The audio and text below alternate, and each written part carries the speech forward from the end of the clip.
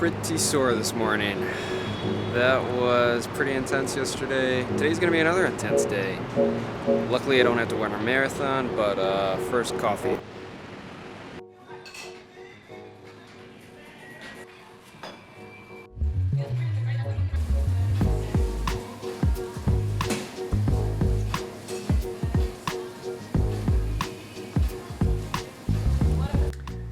That is quite the stuffed bag.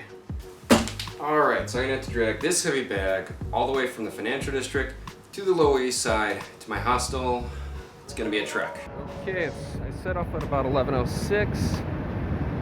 Let's see how long it takes me to get to my new hotel.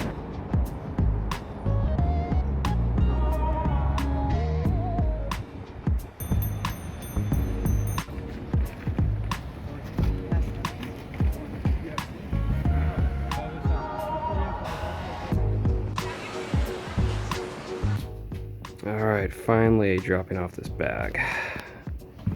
Alright, so that literally took about 45 minutes. It was pretty tough, pretty tired, pretty overheated. I had to wear this because I have literally no room in my suitcases, but I made it. I'm gonna go get a quick lunch now, and then it's open house. Damn, I think I gotta go there later.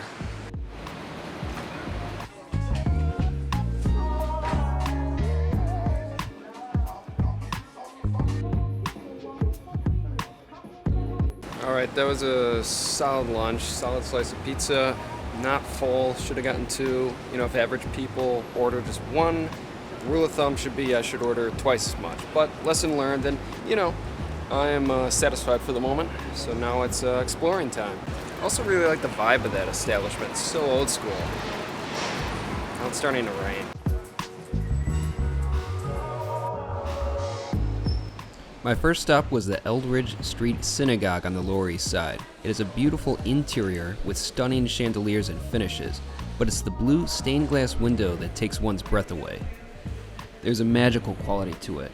It reminds me of Vincent van Gogh's Starry Night painting.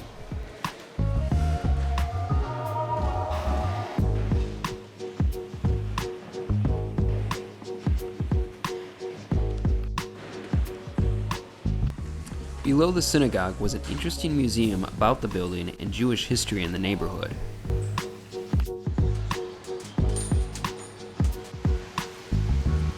My next stop was Klaus Porto, a Portuguese soap and fragrance company that modernized a 19th century building with a bright and contemporary freestanding archway.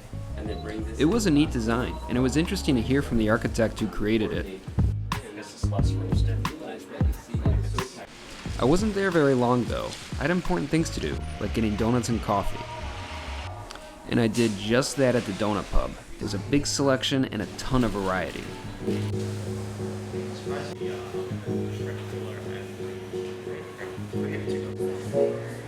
I got the marble cruller and it was massive. It was good though, but I would have been happy just eating half of it.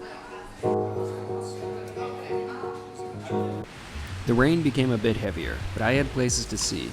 I just wish that they were indoors. That wasn't the case. Despite this, I went to the New York Marble Cemetery in the East Village.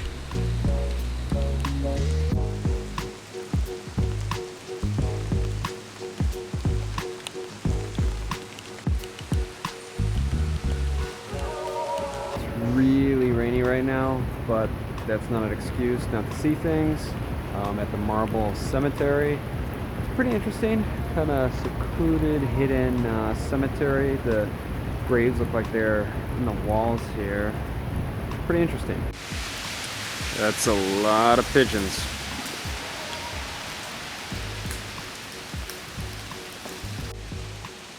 Another cemetery, still raining. I wish there were indoor things near me, but alas, there is not. Interesting. Pretty creepy, kind of. This rain and weather really fits the mood.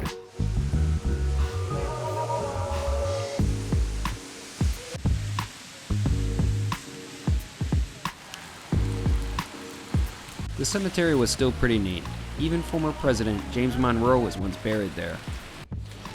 My next stop was at least indoors. It was Bullet Space, one of the first legalized squats in New York City that houses artists and artworks.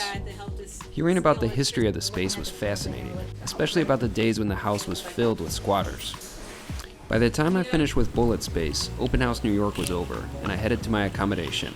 I had a bed in a 6-bedroom dorm. It clearly wasn't as nice as my hotel back in the financial center, but I needed to save money and it provided a decent bed to sleep in at an affordable cost. I did a little work before heading to dinner at Cheeky Sandwiches. It was one of the roughest looking restaurants I've ever seen, but at least my fried chicken and biscuit sandwich was excellent. It was a nice ending to an intense day. As a side note, I discovered the next morning that the photos I began to take were hazy. Turns out that while I may be able to put up with the rain, my camera lens couldn't. Water got inside the lens. The solution to the problem seemed quite strange, but I left my lens in a bag filled with rice for a day and it did the trick. Who would have thought?